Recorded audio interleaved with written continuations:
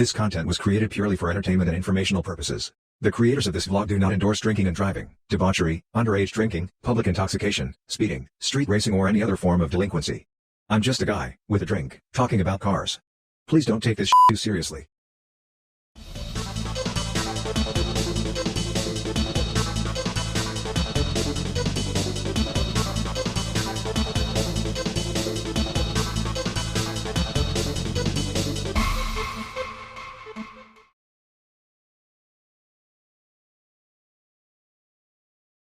Back with you once again. It's your boy, the Fat Man, the Africanized Honeybee, the Killer Bee, the Car Guy Blog 05 at gmail.com guy, at 05car on Twitter, at 05car on Instagram, at 05car on Facebook. The word zero, Z-E-R-O, the number 5, fifth, the word car, C-A-R. I'm flying solo today owing to a bunch of professional and personal reasons. May and I have been unable to hook up and record an actual episode together. And with my current school schedule, it's just easier for me to do these little quick snippets that I record at my desktop in between writing papers. This week's episode is really just my short musings on the 2023 Formula One schedule, a little bit about what I thought about the 2022 Formula One season up to mid-September, and then just trying to figure out what I'm going to do for the future. The actual episode was recorded on my Tascam DR05, 05, digital handheld recorder, and so the audio quality is going to come through a little different than this intro that I'm recording on my usual setup. Sorry about that. Please bear with me. Enjoy the episode in progress, and hopefully I'll be back soon with some longer format content. Thanks. Well, now, sometimes things happen and you don't know what to do or say about it.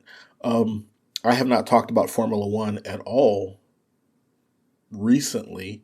And, the answer is simple enough. Hamilton's having a shit season. And,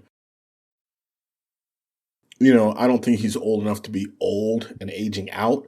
But at the same time, he's been on top for a long time. And when that happens, stuff can go wrong. And I mostly blame this on the team more so than Hamilton himself. Because you don't just stop knowing how to drive a car, And I know everybody in Formula One can drive and that they're ultra competitive and that small differences in the competitiveness of a car can make a huge difference in a season. I understand that. But, I'm looking at this year and no pole positions and no race wins through through the Italian Grand Prix, the 11th of September. So that's very telling when compared to previous season results.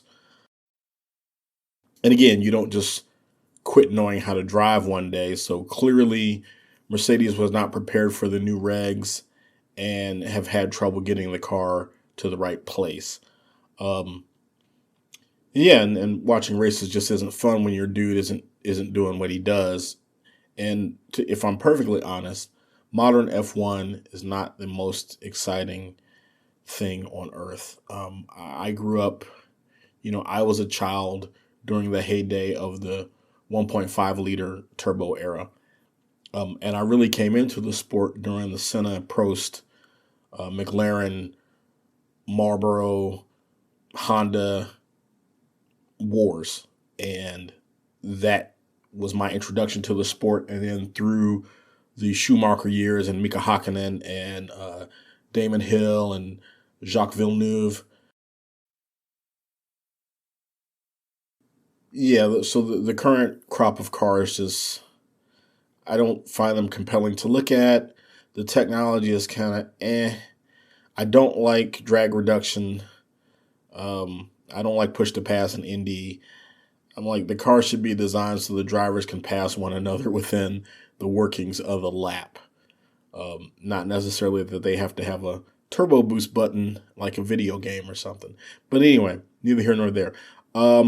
Looking at the 23 schedule, I'm seeing some things that I like that are interesting. I don't know.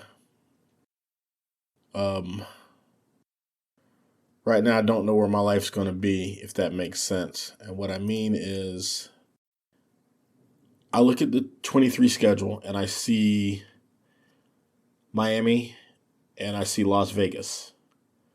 And I have family in Miami, so I can get to Miami pretty easy. Well, I mean, I can get there easy anyway, but I mean, literally, I'd have a free place to stay if I go to Miami. But the May 7 weekend is, if all goes well, that's the weekend that I would be graduating with my degree from this program I'm in currently. So I would probably want to attend my commencement rather than go to the race. And then the November date in Las Vegas looks a lot better in terms of my personal life. I won't be in school, or I shouldn't be in school at that point. But of course, that's pending FIA homologation of the circuit. So I think the Vegas thing is going to work out, and I think that's the race I'm going to try to go to. I'm very excited to attend that race. I'm just hopeful I can make it work out. And if I can't, I might still go.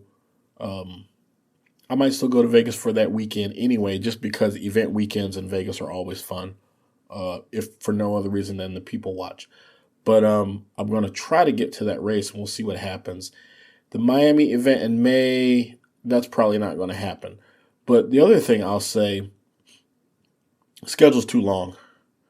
Formula One schedule probably should top out at 17, 18 races. It's just too many races.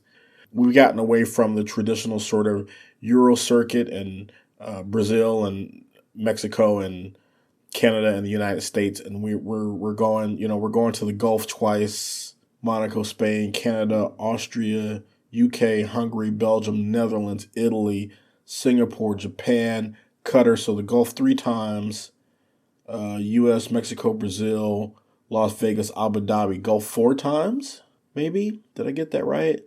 Bahrain, Saudi Arabia, Qatar, Abu Dhabi. So yeah, 4 times in the Gulf, 2 in the US, 2 in UK twice, maybe not. Silverstone and no, maybe the UK only once.